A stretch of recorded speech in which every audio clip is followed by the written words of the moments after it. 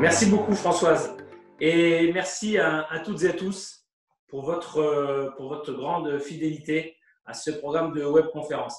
Alors c'était un challenge parce que c'est pas simple, pas évident pour moi d'intervenir après Philippe Gabillier. Donc j'espère que vous étiez nombreux sur les précédentes conférences, notamment sur celle de Philippe. Mais après avoir pu échanger avec vous au tout début de ce confinement, puisque nous étions ensemble le 2 avril 2020, eh bien, j'ai pensé qu'il est… oui, le 2 avril, tout à fait, donc il y a un peu plus d'un mois. J'ai pensé qu'il était intéressant qu'on fasse un point 4 semaines après cette intervention qui marquait le début de la situation et ce, à quelques jours de ce qu'on attend tous, c'est-à-dire le début de la sortie, c'est-à-dire l'opportunité du déconfinement. Et donc, ce que je vous propose au travers de cet échange cet après-midi, c'est de faire un point, comme on l'avait fait il y a un peu plus d'un mois, un point sur à la fois la situation sanitaire, où en sommes-nous, donc c'est un rappel, parce que évidemment vous suivez l'actualité. Anna, si on peut avancer sur le… Voilà, super, merci beaucoup. Le deuxième point, donc un point à la fois sur la situation sanitaire, et puis sur la situation économique, où nous en sommes en cette fin d'étape de confinement. De rentrer un peu plus dans le détail sur finalement le rôle des forces de vente pendant la crise, quel est le rôle des forces de vente et le rôle des managers commerciaux pendant cette crise. Et puis, je souhaitais revenir finalement sur l'intervention de Philippe Gabillier, puisque effectivement le futur est incertain. Philippe nous a proposé un modèle qui est le modèle des 6 futurs. Et j'ai trouvé que cet exercice, l'exercice qu'il nous proposait, était vraiment utile, pertinent. Probablement que certains d'entre vous vont le mettre en place dans leur entreprise. Françoise Berne, qui prenait la parole tout à l'heure, nous a proposé de faire cet exercice pour les DCF, donc pour la fédération DCF. Donc dès que nous pourrons, nous ferons cet exercice des 6 futurs. Et puis, bien, pour rebondir sur l'intervention de Philippe, je vous proposerai un certain nombre de perspectives tenant compte de ces 6 portes telles que Philippe nous les a évoquées la semaine dernière. Alors, tout de suite, entrons dans le vif du sujet avec le point de la situation sanitaire. Alors, je vais demander à Anas si je peux avoir, je ne sais pas si c'est possible, mais si je peux avoir l'écran en bas à droite où je me vois. Ça serait peut-être plus facile. J'ai l'impression comme ça de ne pas parler à un écran, mais de vous parler. Je ne sais pas si c'est possible. Parce que, là, j'ai la photo de François, je ne sais pas. Ah, tu as la photo de Françoise. Alors, ouais, c'est pas la photo. Voilà, là c'est parfait. Merci beaucoup. C'était même pas la photo de François, c'était une photo. Merci Nas, là c'est parfait. Alors, d'abord, je voudrais remercier tous ceux qui ont travaillé sur la constitution des différents éléments qu'on va partager, et tout particulièrement Élise et Anas, puisque nous avons essayé d'agréger vraiment les données les plus récentes. Alors, où en sommes-nous, si on parle un peu des chiffres, en termes de situation sanitaire? Eh bien, en termes d'hospitalisation. Donc, vous voyez cette courbe, et vous voyez que depuis le 13 avril, le 13 avril, c'était le haut de la courbe, c'était 10 jours après qu'on ait échangé, eh bien, ça baisse, et donc le nombre de personnes hospitalisées baisse. Si on les cumule depuis le début de la crise, 25 815 personnes ont été hospitalisées.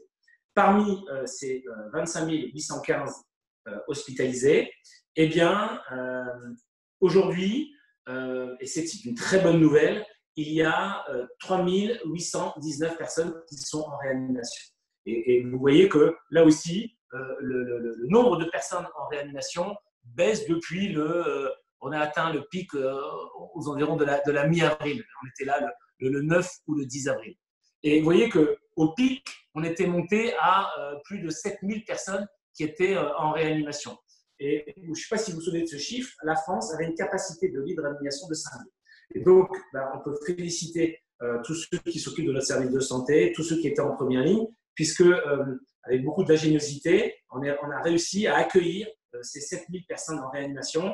Et le risque, c'est effectivement qu'on ne puisse pas aller au-delà et que malheureusement, on ne puisse pas soigner comme il faut ceux qui le méritaient. Donc, la bonne nouvelle, eh bien, c'est que depuis le 10 avril, on baisse et donc on est aujourd'hui à la moitié du pic. Mais il faut encore que ça baisse parce que je crois que dans les prévisions du gouvernement et évidemment des services de santé, des experts, il fallait arriver à un chiffre de moins de 3000, de 2500 personnes en réanimation au moment du déconfinement. Tous les jours, ça baisse espérons qu'on atteigne ce chiffre le plus vite possible dorénavant. Alors, la bonne nouvelle aussi, c'est que, il y a de plus en plus de guérisons, donc de gens qui sortent de l'hôpital. Et au total, sur l'ensemble des gens qui ont été hospitalisés, plus de 50 000 personnes, presque 51 000, heureusement, fort heureusement, seront sortis de l'hôpital guéris. Si on revient sur le chiffre précédent,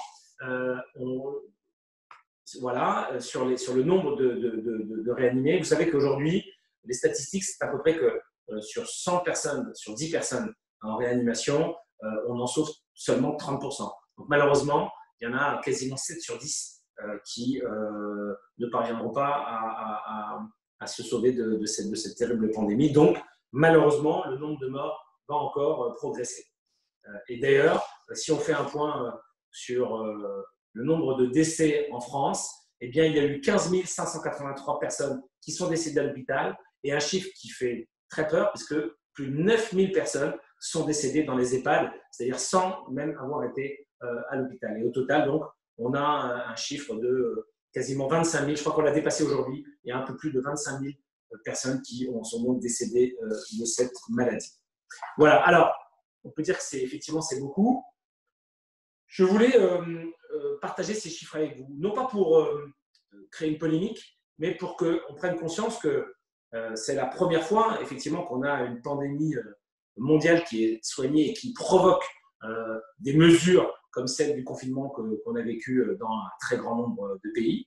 Mais je voulais rappeler qu'en France, le nombre à peu près moyen de décès, en tout cas en 2019, a été de 609 000 personnes. Donc il y a 609 000 personnes qui meurent chaque année. Dû au cancer, 157 400. Dû au tabac, 73 000 personnes. Et à date, décédés du Covid, 75 000 personnes. Donc, malheureusement, comme je vous le disais, puisqu'il y a encore des gens en réanimation, ce chiffre va augmenter. Alors, on ne va pas faire de pronostic. Il y aura potentiellement une trentaine de milliers de personnes qui vont mourir du Covid cette année. C'est beaucoup, mais ça reste 2 fois moins important que le nombre de personnes qui meurent chaque année du tabac. Et ça sera probablement 5 fois moins important que le nombre de personnes qui décèdent du cancer. C'est légèrement supérieur, c'est vrai, un peu plus supérieur, c'est supérieur au nombre de décès de la grippe saisonnière, puisque c'est vrai que certains disaient, oui, c'est finalement le Covid, c'est ni plus ni moins que le phénomène qu'on connaît chaque année avec la grippe saisonnière. Bon, c'est un chiffre qui sera plus important, mais ce n'est pas non plus 4 à 5 fois plus. Voilà, donc chacun pourra mesurer ces données-là, mais je pense qu'il était important.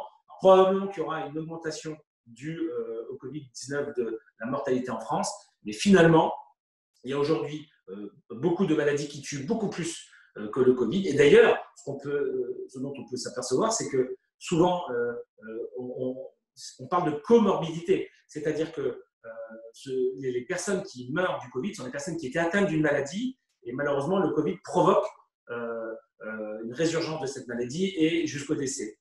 Et n'oublions pas non plus que même si effectivement il y a eu des cas de décès de gens, de personnes plus jeunes, 71% des personnes actuellement décédées du Covid-19 avaient plus de 75 ans. Donc les personnes âgées étaient et sont encore malheureusement extrêmement exposées à cette maladie. Voilà, je voulais que vous ayez la synthèse de ces chiffres pour que chacun puisse se faire son propre opinion sur aujourd'hui l'état sanitaire avec des bonnes nouvelles, puisqu'on voit que les courbes baissent et que très probablement, on va pouvoir enfin sortir du déconfinement.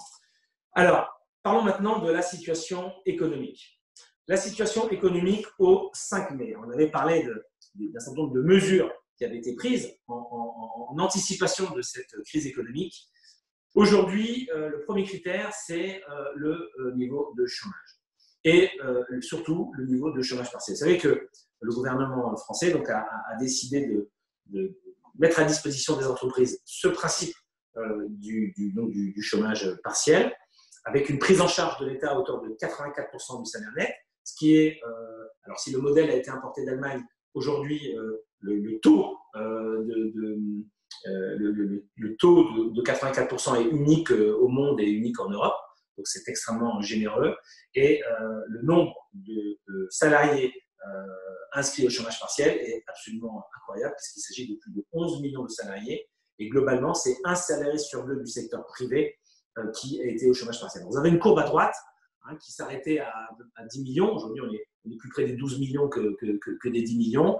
Et vous voyez qu'effectivement, cette courbe n'a cessé de monter au fur et à mesure de l'évolution de cette maladie. Le gouvernement a déclaré que pour les secteurs qui malheureusement resteraient fermés comme les CHR, probablement que les mesures vont se poursuivre. On attend en tout état de cause les nouvelles mesures au 1er juin. Quelles seront-elles? Quelle sera la prise en charge de l'État? On ne sait pas encore, mais probablement que le chômage partiel va continuer à accompagner les entreprises. Et pourquoi du chômage partiel? Pour éviter un chômage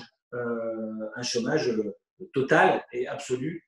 Et non pas. D'ailleurs, on ne devrait pas parler de chômage partiel, on devrait parler d'activité partielle, puisqu'il n'y a pas de rupture du contrat de travail avec l'entreprise.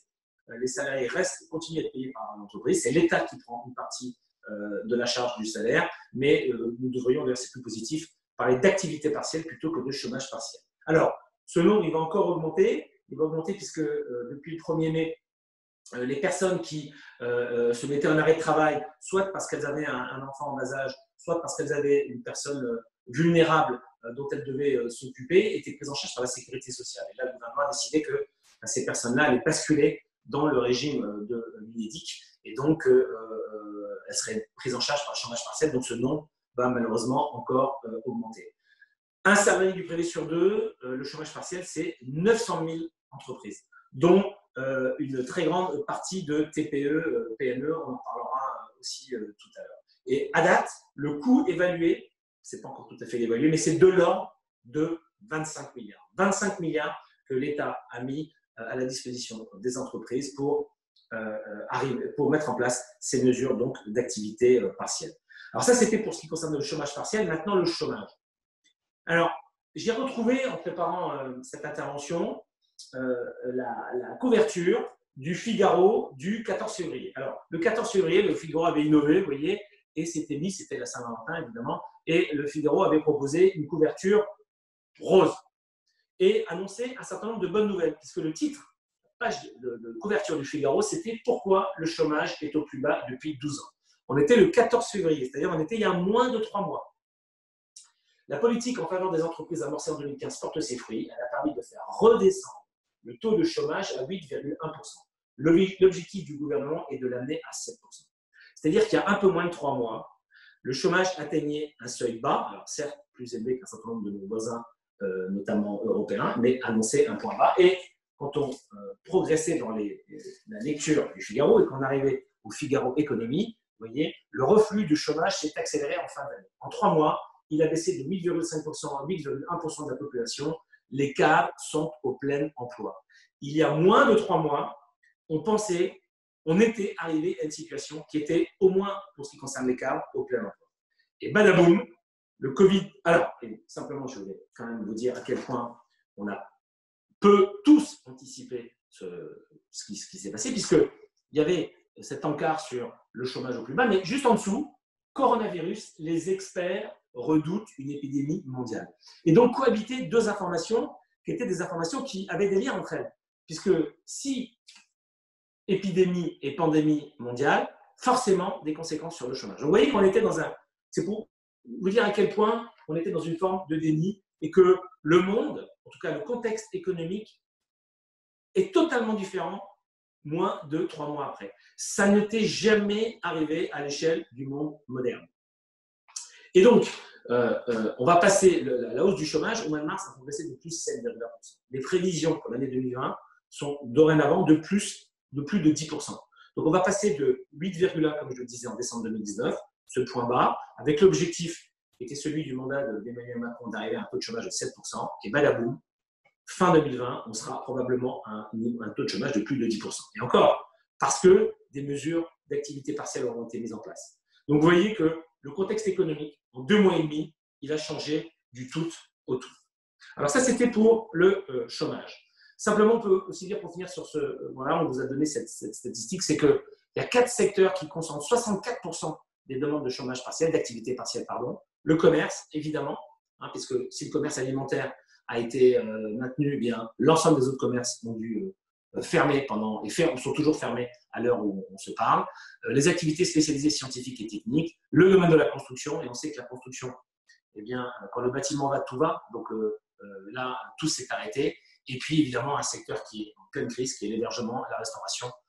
Donc, ces 4 secteurs représentent 64% des demandes.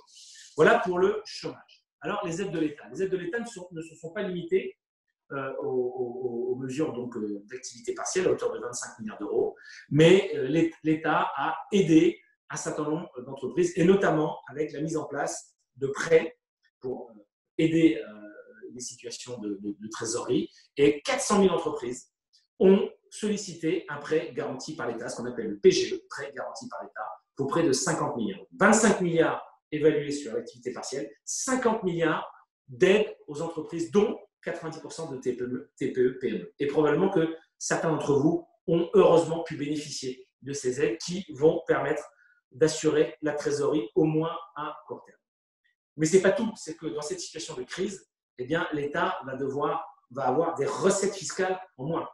Parce qu'évidemment, il y aura moins de bénéfices, donc l'impôt sur la société va baisser, les gens vont moins gagner, donc l'impôt sur les revenus va baisser, la consommation s'est arrêtée, donc la TVA est en forte baisse. On estime à moins 50 milliards les recettes fiscales de l'État.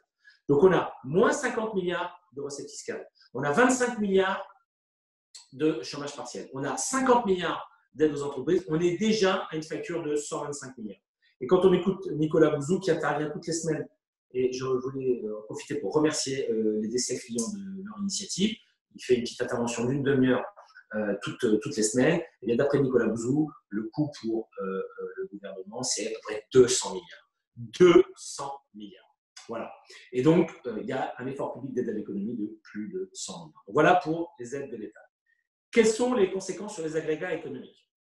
Eh bien, le produit intérieur brut qui mesure la richesse en France, l'ensemble des richesses publiques, privées, associatives, eh bien, le PIB a été en recul de moins 5,8% au premier trimestre 2001 versus 2019.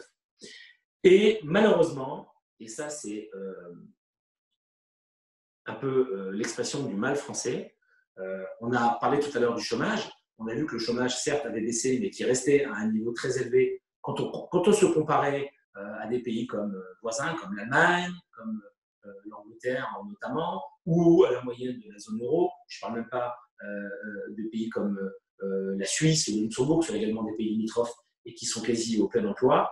Eh bien, on a un niveau de chômage qui est plus élevé, on a un niveau de dette qui est important, et surtout, on a une baisse du PIB qui est plus marquée que dans la moyenne de la zone euro, puisque la baisse du PIB en France, elle était de moins 5,8% au T1, quand elle n'a été que de moins 3,8% sur l'ensemble de la zone euro.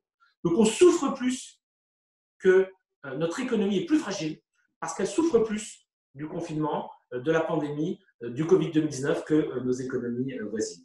Et la prévision de baisse du PIB pour l'année 2020, à comparer évidemment avec 2019, sera de moins 10%. Certains vont même jusqu'à dire moins 12%. Au début, je ne sais pas si vous vous souvenez des prévisions, celles qu'on avait évoquées le 2 avril, c'était moins 7, moins 8. On est déjà à moins 10% et potentiellement pour avoir une baisse du PIB de moins 12%. Tout ça va générer un déficit du PIB autour de 10%. Vous savez qu'on devait déjà être en deçà des critères de Maastricht, puisqu'on a été en 2019 juste au-dessus. Je crois qu'on a fait un tout petit peu moins que moins 3% du déficit public. Il était prévu déjà à moins 3,9, il va être de moins 10%. Donc la dette publique va augmenter, elle est aujourd'hui de l'ordre de 100% du PIB, elle va monter à 115% du PIB. Alors même si heureusement on emprunte avec des taux qui sont des taux quasi négatifs, même si aujourd'hui la BPCE joue son rôle et garantit un certain nombre des prêts de l'État, donc garantit une forme de dette ou ces nouvelles dettes contractées par les États, eh bien ceci est assez préoccupant. Et puis, au-delà de ces mauvais agrégats, c'est qu'on avait quand même quelques bonnes nouvelles macroéconomiques en France. Le chômage baissait et on pensait que les comptes publics, ou tout au moins certains d'entre eux, allaient mieux, puisque la conséquence, quand le chômage baisse, c'est que l'UNEDIC va mieux. Et là aussi, la situation, elle est passée d'une position où là, on vous a sorti, c'est sur le site de l'UNEDIC. On va sur le site de l'UNEDIC, on y est allé hier avec Anas et avec Élise, et on voit que eh bien, les prévisions de l'UNEDIC étaient un retour à l'équilibre fin 2020 avec la baisse du chômage. On devait être avec les caisses qui servent à payer les chômeurs en cas de chômage, eh bien, devaient être à l'équilibre fin 2020. Badaboum, avec ce qui va se passer, et évidemment le chômage partiel d'un côté et l'augmentation du chômage de l'autre, eh bien, d'un équilibre attendu quasiment en 2020 ou en 2021, on va avoir moins 50 milliards de déficit. Un déficit public qui augmente de 10%. L'UNEDIC qui va avoir 50 milliards de dettes. Et la sécurité sociale, là aussi, la sécurité sociale, on n'était pas à l'équilibre, mais quasiment à l'équilibre. On pensait avoir un déficit de 1,9 milliard. Badaboum, le déficit de la sécurité sociale en 2020 est annoncé à hauteur de 41 milliards d'euros. Donc tout ça va avoir des conséquences. C'est que vous savez qu'on est le pays au monde, en tout cas dans les économies développées, dont le poids du PIB issu de la puissance publique est le plus fort, puisqu'on était à 54% du PIB issu des ressources publiques en 2019, eh bien on va passer à 60,9% du PIB, dû notamment, en tout cas la part des dépenses publiques va concentrer 61% de notre produit intérieur brut. C'est-à-dire que la France est le pays moderne qui redistribue le plus, puisque sur 100 de richesses créées chaque année, il y en a 60%, plus de 60%, qui sont redistribués au travers de la sécurité sociale, de l'UNEDIC et des aides de l'État. Voilà.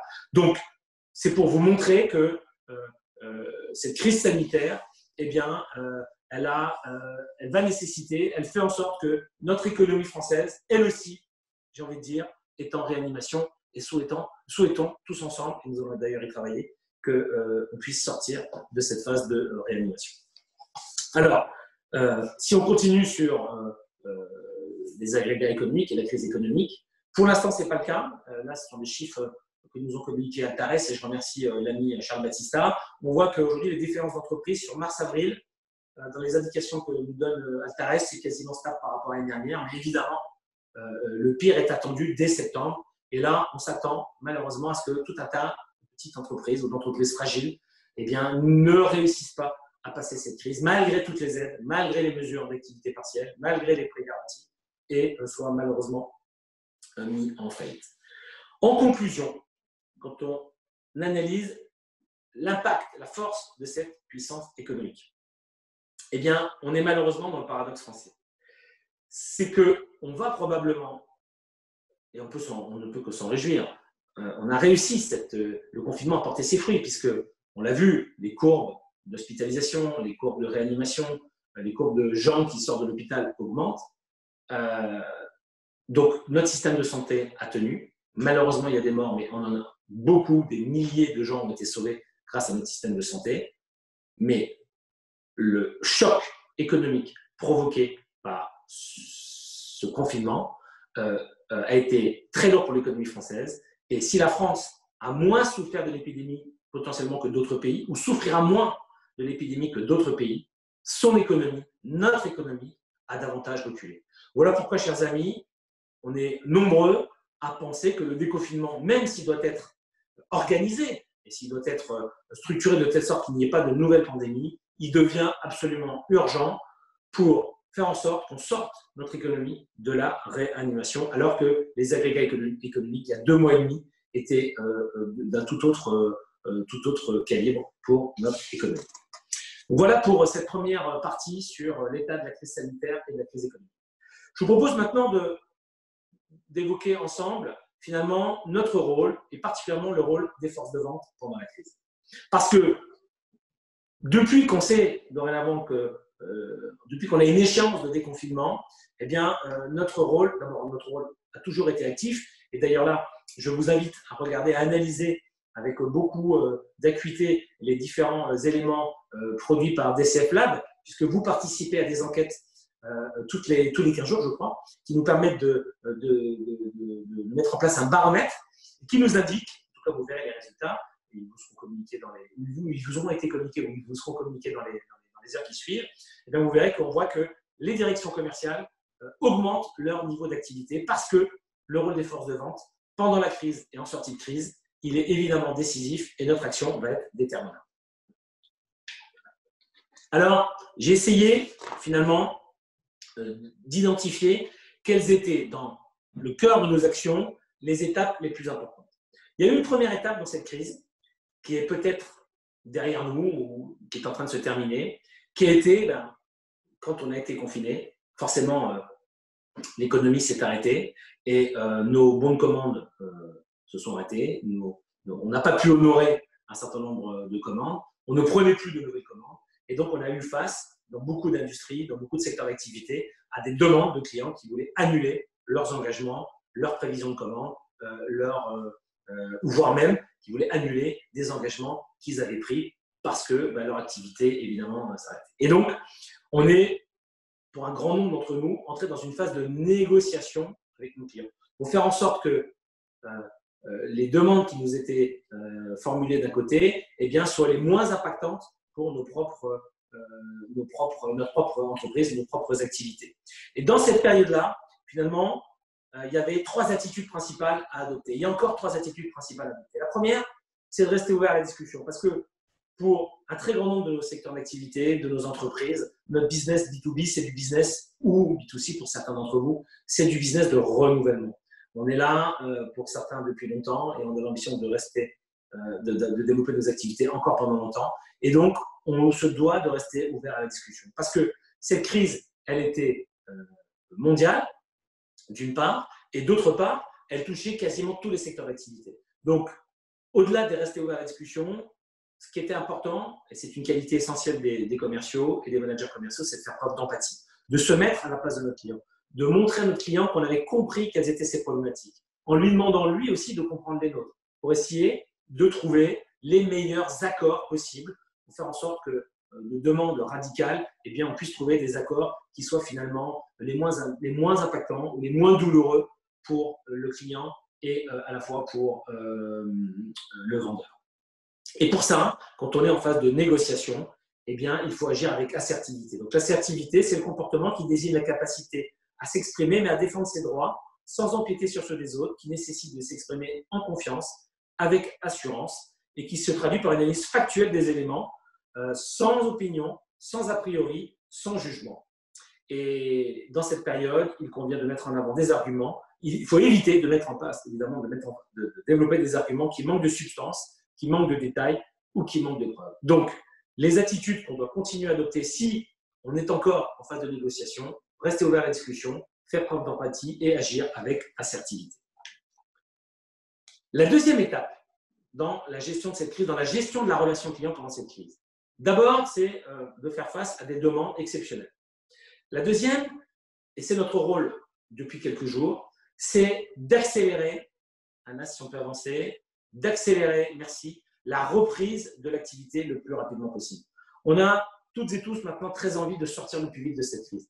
Moi, je m'aperçois que beaucoup de commerciaux sont comme des lions en cage. Ils ont été confinés pendant un certain temps, de nombreuses semaines. Alors certes, même s'il va falloir continuer, on en parlera souvent, à continuer à travailler en télétravail, et on peut imaginer que les rendez-vous physiques soient encore rares et nécessitent qu'il y ait une barrière sanitaire, nécessite que l'on puisse échanger comme on le fait ensemble cet après-midi. Tout le monde, dorénavant, doit être mobilisé et l'ensemble des forces de vente doivent être en avant, en première ligne pour accélérer la reprise de l'activité le plus rapidement possible. Vous savez que, malheureusement, c'est toujours dans les périodes comme celle que nous vivons qui sont des opportunités pour mettre en avant le talent commercial, qui est le slogan des DCF. Et le rôle et la dimension stratégique de la fonction commerciale, elle prend tout son sens dans les périodes difficiles. Donc là, il faut que un certain nombre de nos collègues ont été en première ligne pendant cette crise. On pense évidemment d'abord aux soignants, au travail colossal qu'ils ont fait, mais à tous ceux qui ont permis de ne pas casser la chaîne alimentaire, à tous ceux qui ont continué à nettoyer nos rues, nos avenues et l'ensemble des espaces nécessaires, à tous ceux qui ont été en première ligne dans cette crise. On les a remerciés, on continue à les remercier. Il faut maintenant que dans les entreprises, les forces de vente soient en première ligne et soient au contact des clients pour relancer l'activité. Donc, il y a un vrai travail de prospection, de travail de son portefeuille client pour à la fois relancer un maximum de clients actifs et qui ont eux aussi besoin de redémarrer leur activité, qui sont en train de réouvrir leurs entreprises, qui sont en train de réouvrir leur commerce. Et donc, pour ça, ils ont besoin de solutions, ils ont besoin de leurs fournisseurs, donc de nos entreprises pour accompagner ce développement. Et puis, dans toute crise, parce que forcément, majoritairement, on va avoir un rétrécissement du volume d'affaires de nos clients actifs, eh bien, la prospection prend tout son sens. Et dans cette crise, eh bien, il faut que chacune et chacun d'entre nous identifions des prospects potentiels pour élargir notre portefeuille de clients. Ça devient absolument indispensable puisqu'il y a de fortes chances que le volume d'affaires se tende avec nos clients habituels, nos clients fidèles. Et donc, il y a un travail d'identification de prospects. Et là aussi, il y a des entreprises qui se sont développées, enfin en tout cas qui ont saisi des opportunités pendant cette crise, des entreprises qui ont pris des parts de marché, qui veulent les conserver, ou des entreprises qui deviennent pour certaines plus indispensables qu'elles ne l'étaient par ailleurs, donc ils vont avoir potentiellement des carnets de commandes. Et là, forcément, il y a des opportunités à saisir pour chacune et chacun de nous. Et là, de cette attitude, finalement, en première étape, qui était plus une attitude d'empathie, d'ouverture à l'autre, d'assertivité, là, maintenant, pour cette deuxième phase de relance, tout en étant à côté de nos clients, à leur côté pour réussir le rebond de leur propre activité, en se positionnant comme des apporteurs de solutions, comme un moyen d'aider nos clients à relancer leur activité, eh bien là c'est une attitude plus push, c'est-à-dire plus dynamique pour effectivement maximiser les contacts des forces de vente. Et puis, il y a une troisième étape qui probablement a déjà aussi commencé pour chacune et chacun d'entre nous. Et la vraie question qu'on doit se poser, c'est comment fait-on, on va dire c'est presque de la provocation, mais comment fait-on pour que notre marque ou notre entreprise ressorte plus forte de cette crise? Ça veut dire que c'est peut-être pas possible. C'est probablement possible. C'est très difficile, mais c'est possible. Parce que malheureusement, dans tous les secteurs d'activité, eh bien, toutes les entreprises dans votre secteur ne résisteront pas. Et donc, il y a des parts de marché à gagner. Il y a forcément des opportunités à gagner. Parce que là aussi, nos clients vont devoir faire des arbitrages dans les fournisseurs. Et le leitmotiv qu'on doit avoir, c'est comment on travaille la préférence de marque, la préférence de notre entreprise et quelles sont toutes les actions à mettre en place pour gagner de la part de marché. Et là, l'attitude à adopter, c'est d'être capable de se projeter vers l'avenir et d'être capable, en toute lucidité, d'identifier toutes les opportunités, mais d'être obsédé par l'avenir. Tenir à court terme, c'est tout notre enjeu, comment on fait pour survivre, tenir à court terme, faire en sorte que ça redémarre le plus vite possible pour avoir l'oxygène qui nous permette, dans les semaines et dans les mois qui viennent, à redresser, à repartir, et puis tout de suite se mettre dans la position de quel est mon futur, quel est mon avenir, quelles sont toutes les opportunités qui vont me permettre de renforcer ma part de marché et d'être préféré par rapport à mes concurrents. Et là, eh bien, les forces de vente, évidemment aidées par tous les autres départements et notamment les départements marketing, mais doivent être en première ligne. Et la relation client, l'intelligence commerciale, elle va prendre tout son sens en matière de savoir, en matière de savoir-faire, de technique et en matière de savoir-être. Donc, le talent commercial, c'est maintenant qu'il doit se révéler dans toutes nos entreprises, être valorisé pour avoir les bonnes attitudes en identifiant bien dans quelle étape on est. Parce qu'avec certains clients, on est encore dans l'étape 1. Avec d'autres clients, on est en plein dans l'étape 2. Et puis avec d'autres clients, on est déjà dans l'étape 3. Donc d'analyser, d'adapter notre cycle de vente, le processus d'achat de nos clients et d'adopter les bonnes attitudes, de revisiter le portefeuille client, peut-être travailler la segmentation de nos clients pour partir dans une attitude à la fois de conquête qui nous permette de sauver le court terme et de préparer le moyen terme. En synthèse, sur ces réflexions sur notre rôle, le rôle de nos forces de vente, le rôle de nos équipes et notre rôle à nous en tant que dirigeants commerciaux. Je crois qu'il faut tous qu'on apprenne de l'expérience du confinement. Et probablement que ce confinement nous a démontré que des choses dont on pensait qu'elles ne seraient pas possibles sont devenues. Par exemple, beaucoup d'entre nous étaient dubitatifs sur le télétravail. Force est de constater qu'on est tous en télétravail quasiment depuis 2 mois, qu'on va le rester pour grand nombre d'entre nous et que c'est tout à fait possible. Certains doutaient du management à distance. Eh bien, alors là aussi, nous avions été visionnaires au DCF avec le thème de notre congrès de Nantes, la métamorphose du management, où on identifiait déjà un certain nombre de méthodes qui devaient changer. Eh bien là, le lâcher-prise, il devient évident.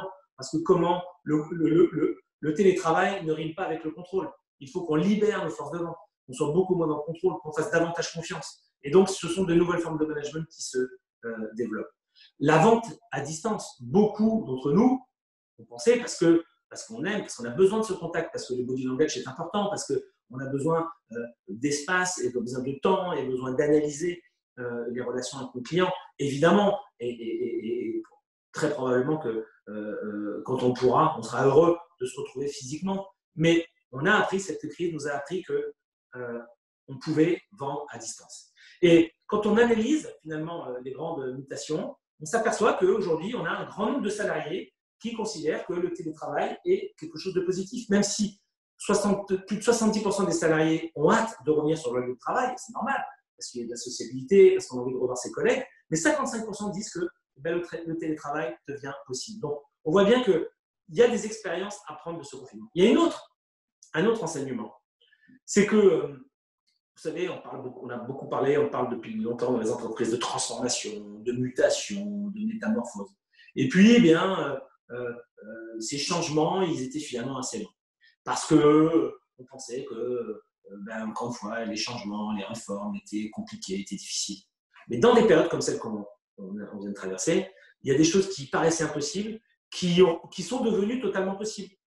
Je prends un exemple qui n'est pas un exemple commercial, mais on pensait qu'on n'avait que 5000 lits d'hôpitaux. Et la créativité, l'innovation, la solidarité a fait qu'on est monté à 7000, 7500. C'est de la contrainte que naît le génie. Et dans plein d'entreprises, il y avait des choses qu'on ne pensait pas possibles et qui sont devenues possibles. Et probablement dans chacune de vos entreprises, il y a des expériences extrêmement intéressantes qui vont modifier la façon de travailler et qui vont nous montrer que l'agilité, l'adaptabilité, l'innovation, la créativité, eh bien, permettent de trouver des solutions et des solutions auxquelles on n'avait pas pensé avant.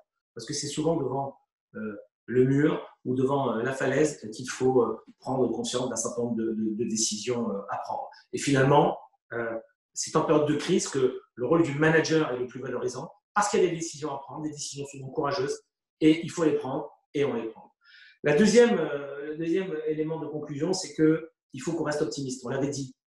Parce que l'optimisme est beaucoup plus contagieux que le Covid. Et parce que c'est notre rôle à nous les commerciaux. D'essayer de voir quels sont tous les signaux, tous les signaux faibles qui deviennent des signaux forts et qui doivent nous permettre de rester optimistes. En tout cas, c'est en étant optimiste qu'on va trouver des idées et des solutions auxquelles on n'avait pas pensé. Et puis surtout, être proactif. Parce que ce n'est pas le moment, chers amis, de se planquer. À nous de nous battre quand il le faut dans les entreprises pour que les commerciaux soient encore plus mis en avant. Ce n'est pas le moment de mettre les forces de vente en sommeil. Au contraire, c'est le moment de libérer toutes les énergies, de faire preuve. Souvent, j'entends dire, est-ce qu'il faut prospecter? Mais oui, évidemment. Alors, intelligemment, avec beaucoup de tact et beaucoup de savoir-faire, avec des positionnements et des postures qui sont différentes selon les entreprises. Évidemment, mais aujourd'hui, on a beaucoup d'outils pour ça, mais en étant hyper proactif. C'est vraiment le message le plus fort que je voulais partager avec vous aujourd'hui. On sait maintenant que le confinement, même s'il sera progressif, arrive dans quelques jours. On doit être en première ligne dans toutes nos entreprises, dans toutes nos structures pour favoriser le rebond de l'économie. On ne peut pas laisser notre économie dans la léthargie dans laquelle elle a été plongée, si je fais un parallèle avec la crise sanitaire, depuis ces 2 ans. Alors, vous allez me dire, oui, Jean, oui, mais le futur, il est incertain.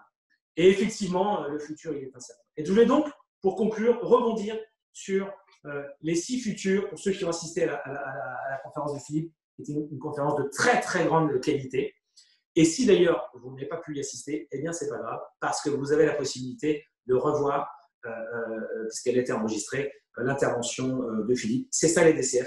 On vous met à disposition tous les outils qui vous permettent de développer votre expertise et de renforcer votre savoir-faire opérationnel. Alors, Philippe nous a parlé de 6 grands futurs. Le premier futur, c'est le futur socle. Le futur socle, c'est ce qu'il appelait la porte de pierre. C'est finalement ce qui ne va pas changer. Le deuxième futur, c'est le futur nécessaire. C'est ce qui aura à coup sûr changé à la sortie de cette crise, ce qui a déjà changé, ce que cette crise a déjà changé.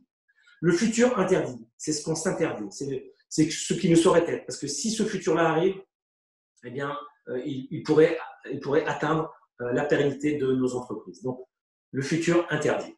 Le futur tendanciel parce que on va se rendre compte qu'il y avait des tendances et que cette crise, sans précédent, elle va accélérer des tendances qu'on avait déjà perçues. Et puis, il y a ce futur incertain, c'est-à-dire ce qui pourrait arriver. C'est les hypothèses qui vont nous permettre de conduire les scénarios. Et puis enfin, il y a le futur libre, ce qui dépend de nous. Alors, comme nous l'a proposé Philippe, chacun peut travailler sur ses futurs. Donc, nous, on va le faire pour un mouvement comme les DCF.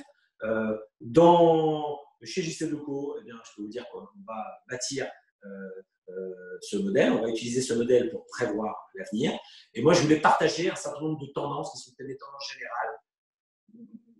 En tout cas, des pistes de réflexion que je voulais partager avec vous sur ces 6 futurs possibles. Alors, le premier, je suis un peu en retard, ce qui ne va pas changer. Alors, je vais vous dire que quand on a préparé cette intervention, notamment encore hier soir avec Élise et Anas, on disait, mais finalement, qu'est-ce qui ne va pas changer? Alors, ce qui ne va pas changer, très probablement, ou tout au moins à court terme, c'est le boom de l'économie numérique. L'économie numérique, c'est le grand gagnant. C'est ce que Nicolas Bouzou, notamment, appelle cette nouvelle économie de la distanciation. C'est tous ces outils technologiques qui nous permettent de travailler à distance, de faire des réunions à distance, de faire des webconférences, et c'est pas fini. Et on voit bien que là, il y a un boom énorme qui est en train de se développer. Et puis, eh bien, et c'était dans les échos d'hier, les géants technologiques affichent leur résilience face à la crise.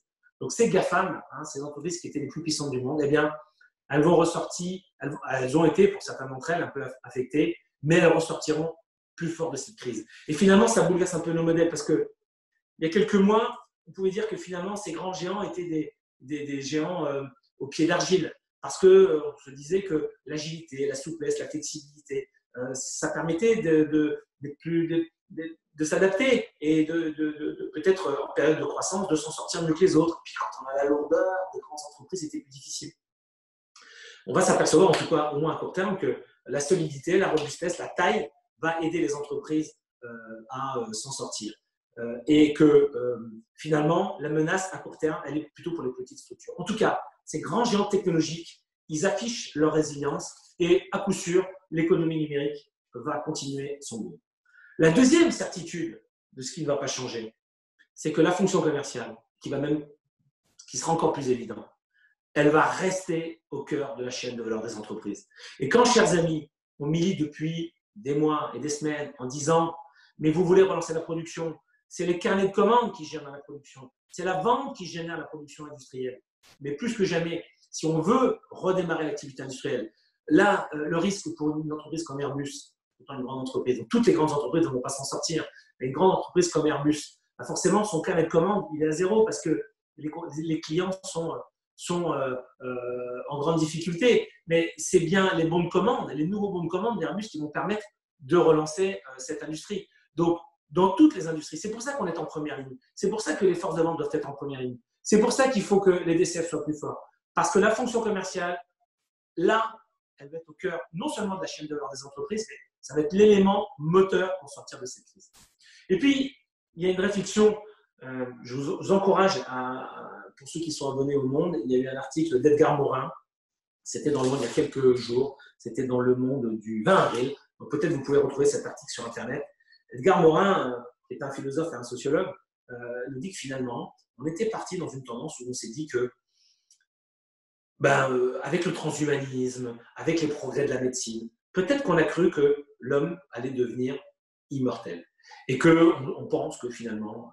Et d'ailleurs, le traitement de cette crise, encore une fois, moi qui suis-je pour pouvoir dire qu'il ne fallait pas mettre en place toutes ces mesures sanitaires et que effectivement la vie avait un prix et que potentiellement on n'avait pas d'autre choix que de ralentir l'économie. Mais elle nous montre, cette crise, que notre rapport à la mort était devenu extrêmement compliqué.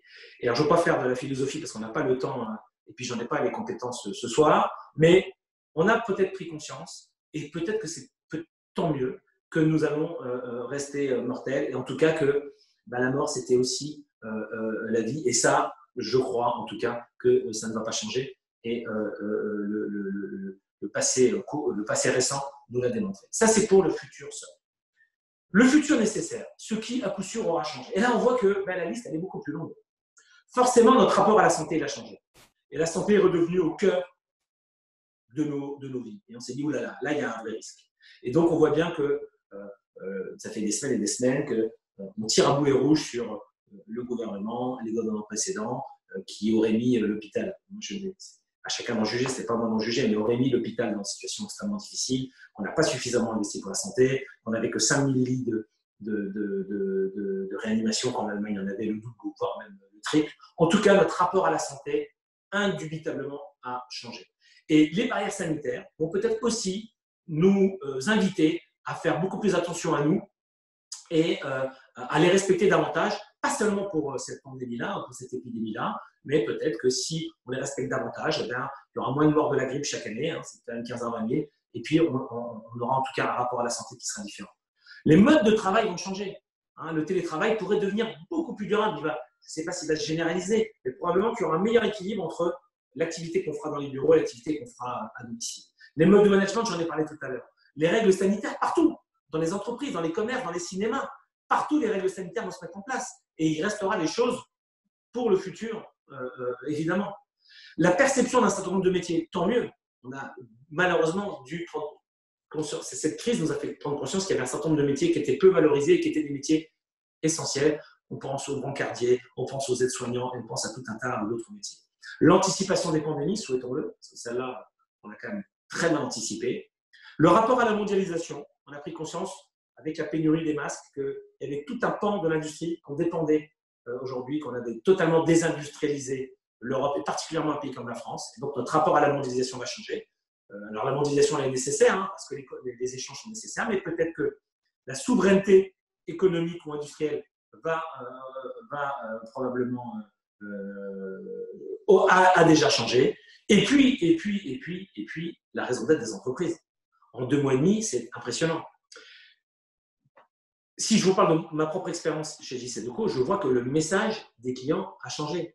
On va heureusement, depuis à partir du 11 mai, pouvoir réafficher des campagnes publicitaires dans les villes, dans la rue. Vous allez voir les messages des annonceurs, les messages des marques. Les messages n'auront plus rien à voir. La stratégie des marques à l'heure du confinement a totalement changé. C'est une analyse des Échos, si ça intéresse certains, du lundi 4 mai. Extrêmement intéressant. En temps de crise sanitaire comme économique, les consommateurs sont particulièrement attentifs au discours des marques. Les entreprises redoublent d'imagination pour montrer aux Français qu'elles sont à leur côté. Elles cherchent un nouvel équilibre entre commerce et valeur. Le déconfinement sera un accélérateur puissant de nouveaux comportements. Commerce et valeur. On a trop souvent opposé les deux. Aujourd'hui, les valeurs, la raison d'être des entreprises, c'était déjà dans la loi Pacte.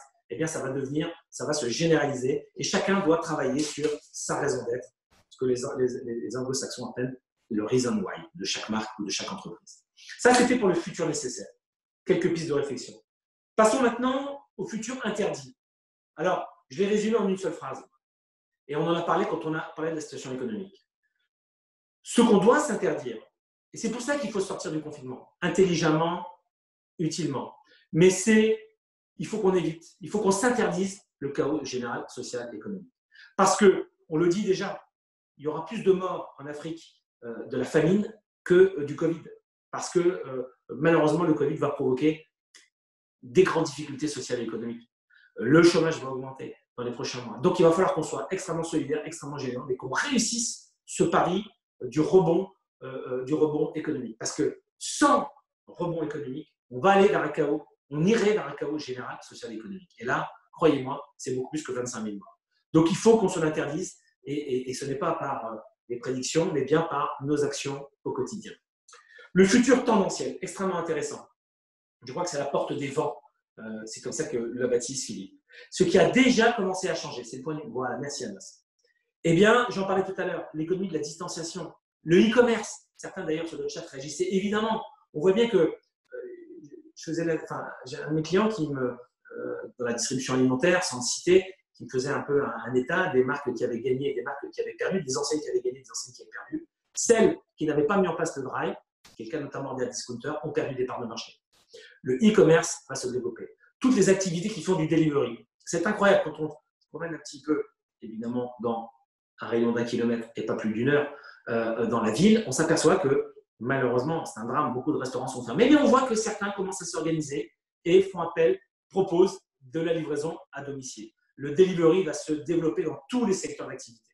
Le paiement sans contact, évidemment, une aubaine pour les banques et tous les acteurs dans cette économie-là. L'apprentissage à distance.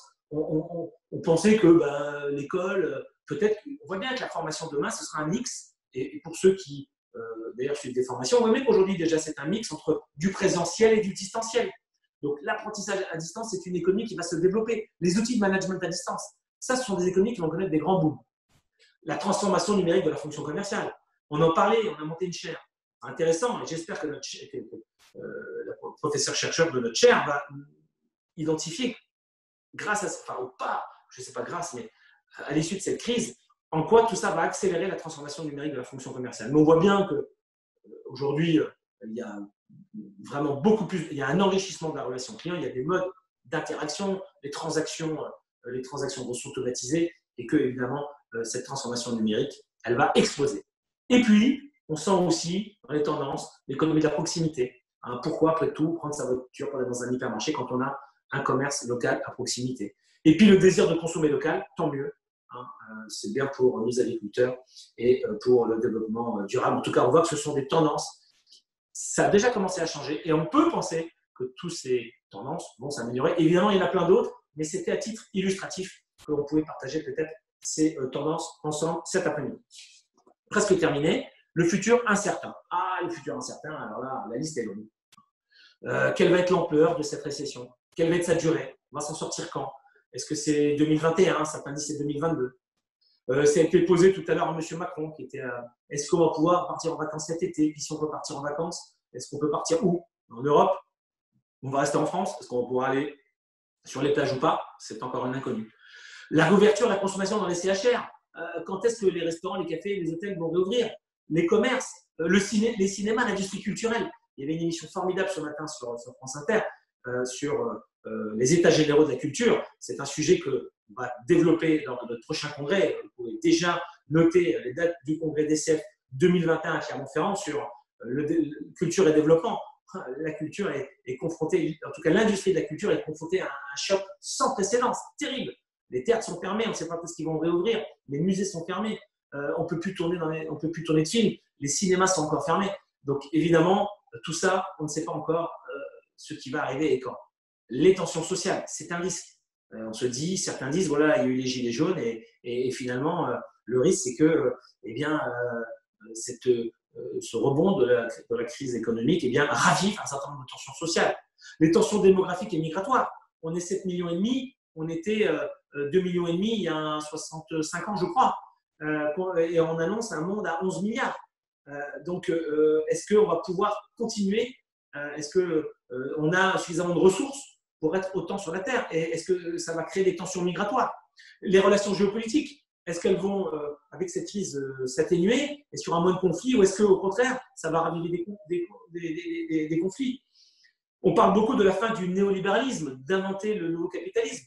Que va-t-il advenir? Et puis, quelles seront les contraintes et les opportunités de la transition énergétique? Probablement qu'on aura pris conscience que cette transition énergétique, elle est indispensable.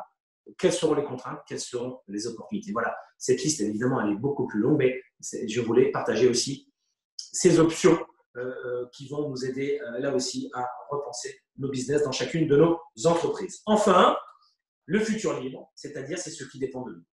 Et ça, c'est formidable. C'est quelles sont pour chacun d'entre nous les options possibles, les scénarios possibles. Et puis, une fois qu'on a identifié les scénarios, comment on peut nous-mêmes influencer? Comment on peut les influencer? Qu'est-ce qu'on peut nous mettre en œuvre?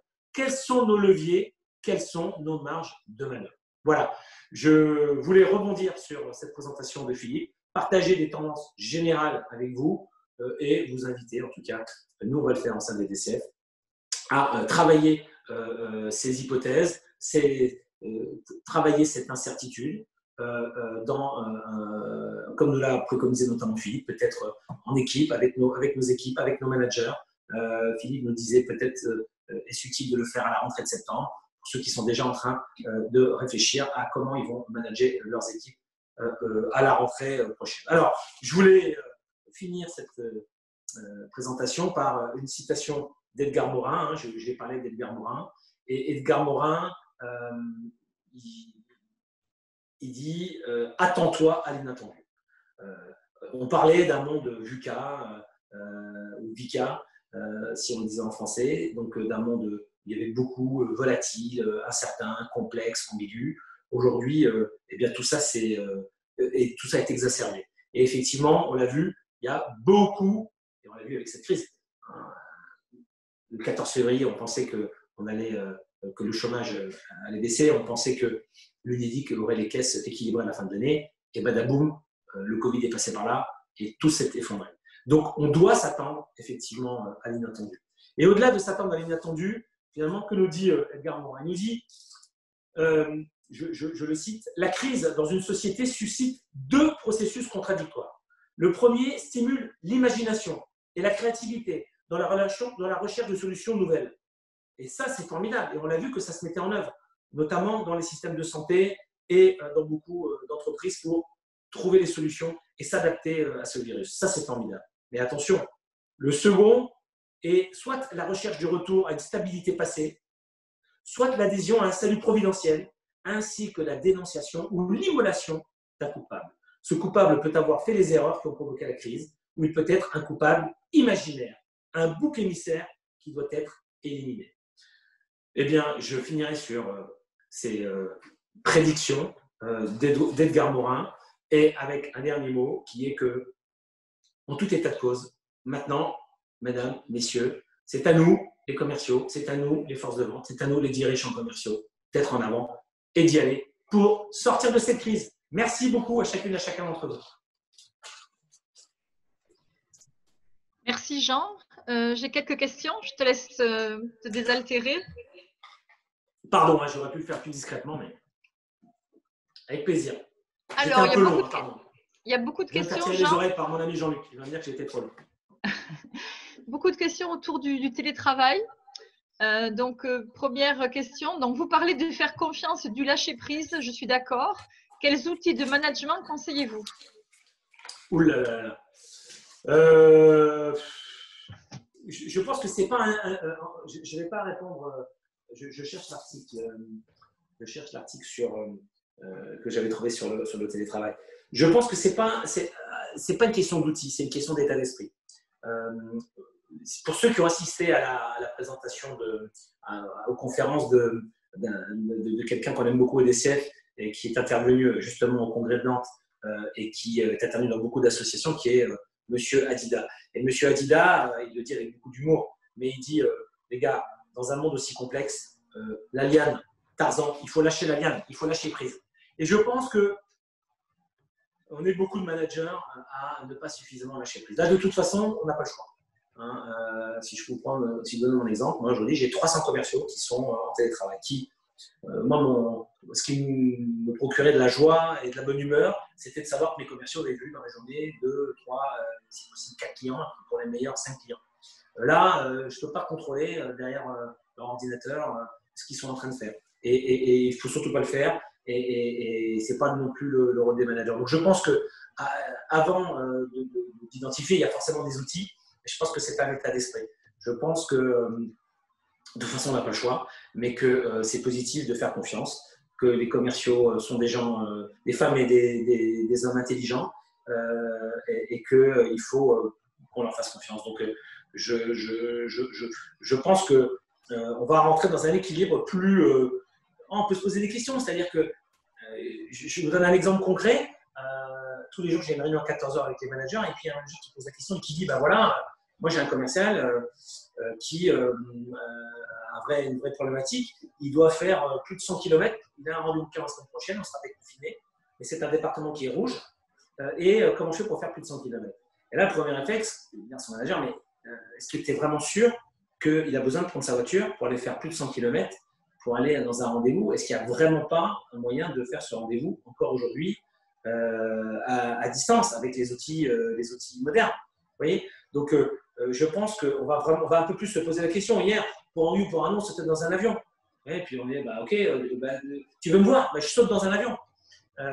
Pour un oui ou pour un non, on se rassemblait. Nous-mêmes, au sein des DCF, on ne s'est jamais autant réunis. On a un bureau toutes les semaines, on n'avait jamais toutes les semaines. Alors c'est vrai qu'on aime se voir, on aime se toucher, on aime s'embrasser, on est des commerciaux. On aime aller partager après nos réunions un bon repas. Évidemment que ça fait partie de notre communauté et c'est quelque chose qu'on aime faire, quelque chose qu'on va refaire. Mais on se posera la question. Et peut-être qu'on aura trouvé un meilleur équilibre entre réunions à distance et réunions physiques. Et qu'avant de prendre tous la voiture ou le train ou l'avion pour se voir une fois par mois à Paris, je ne sais pas, en tout cas, on fera peut-être les choses différemment. Donc, je pense que le télétravail et le management à distance, c'est d'abord un état d'esprit avant qu'un outil. Alors, toujours lié au télétravail, ne faut-il pas former les chefs d'entreprise les managers et les commerciaux, principalement ceux qui sont sur le terrain?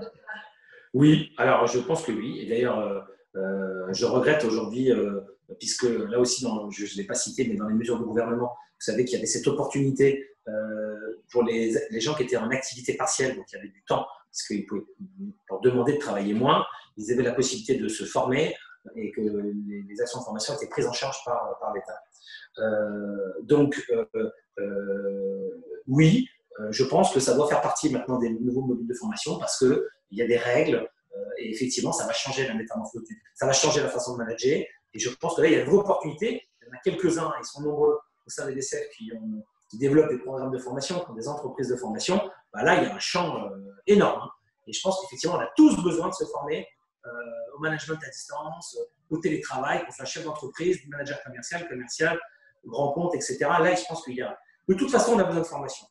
Vous savez, ce qui a permis aux États-Unis de devenir la première puissance mondiale, c'est notamment parce que les États-Unis étaient le pays qui avait un taux de scolarité qui était le plus élevé. C'est-à-dire que nous, aujourd'hui, on a fait la politique de 80% du baccalauréat avec des avantages et des inconvénients, mais aux États-Unis, c'était le cas. Dans l'enseignement secondaire, il y avait un taux dans l'enseignement secondaire qui était… D'ailleurs, c'est en train de changer, puisqu'il y a d'énormes problèmes de scolarité. Et on voit bien que dans le chômage d'ailleurs qu'il y avait en France, il y avait une inadéquation entre l'offre et la demande. Les spécialistes de recrutement qui là aussi font partie du réseau pour en parler mieux que moi. Et donc, il y a un énorme besoin de formation. Et je pense que là, ça a été très dur pour les boîtes de formation pendant le confinement. Même si là aussi, on voit que les webinaires se développent, les tutoriels se développent.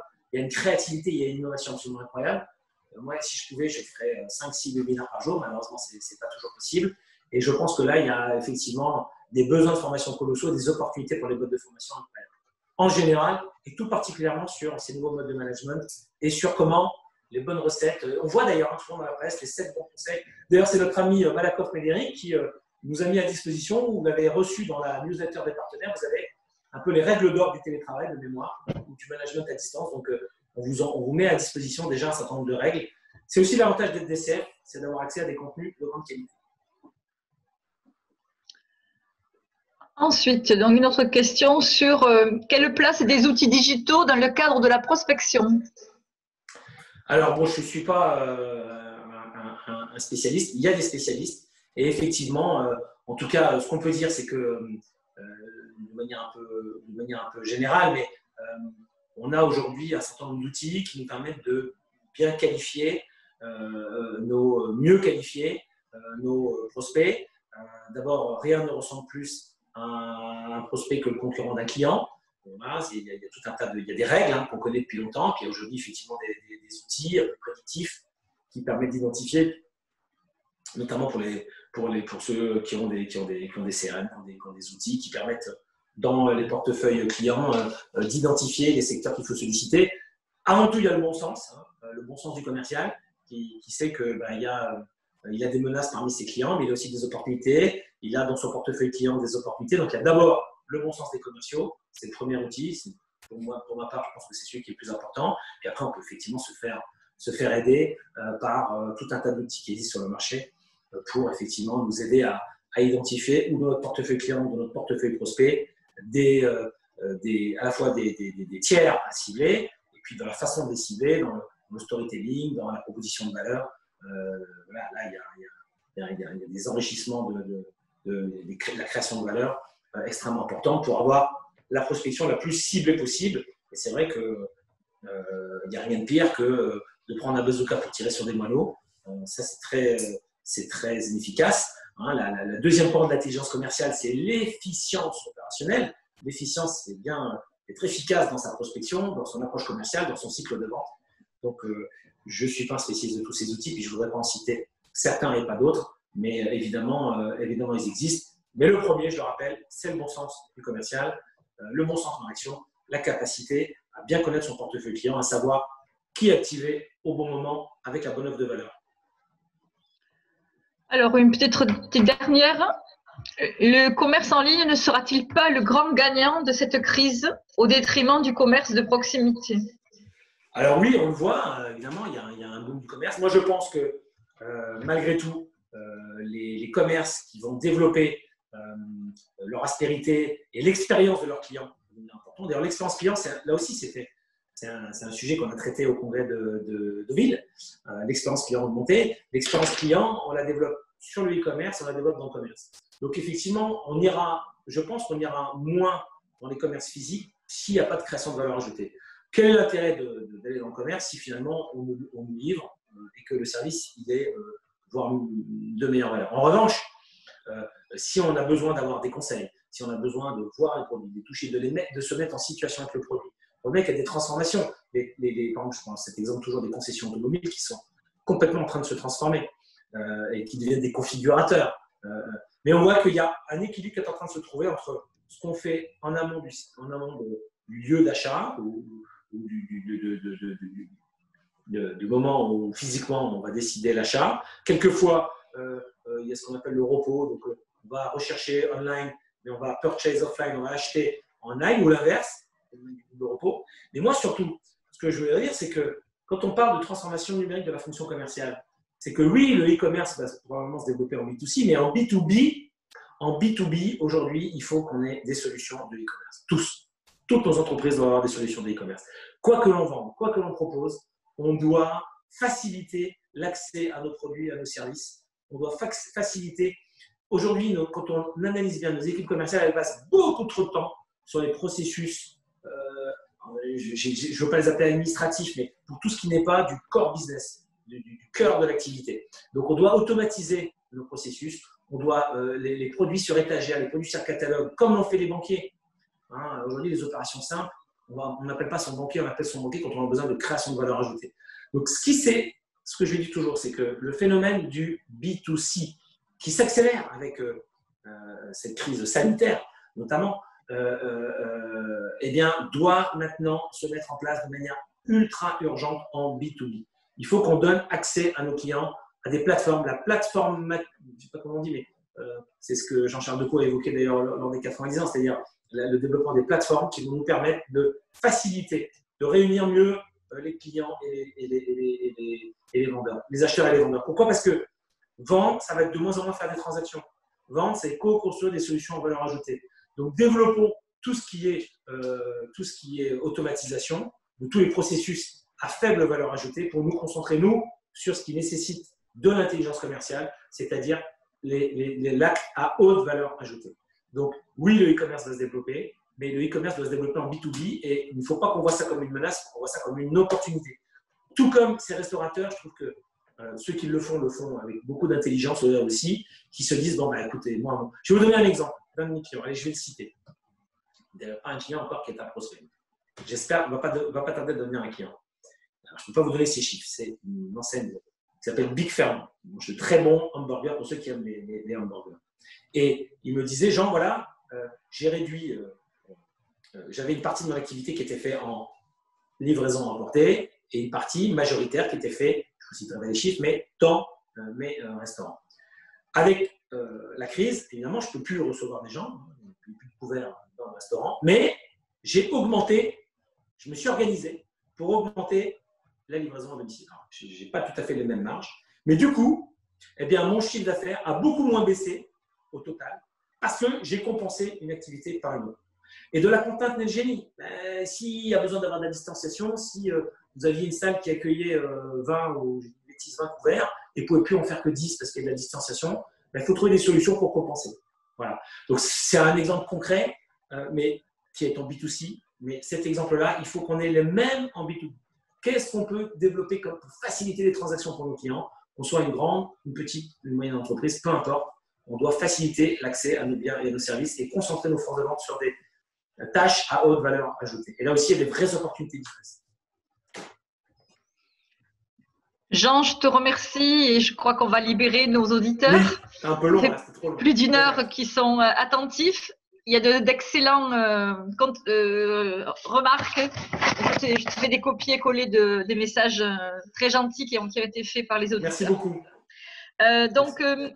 Prochain rendez-vous mardi prochain, mardi 12, où nous retrouverons Michael Aguilar. Donc, je vous dis à tous au revoir. Merci de votre participation et merci à toi, Jean. À très bientôt. À très bientôt. Bonne fin de journée.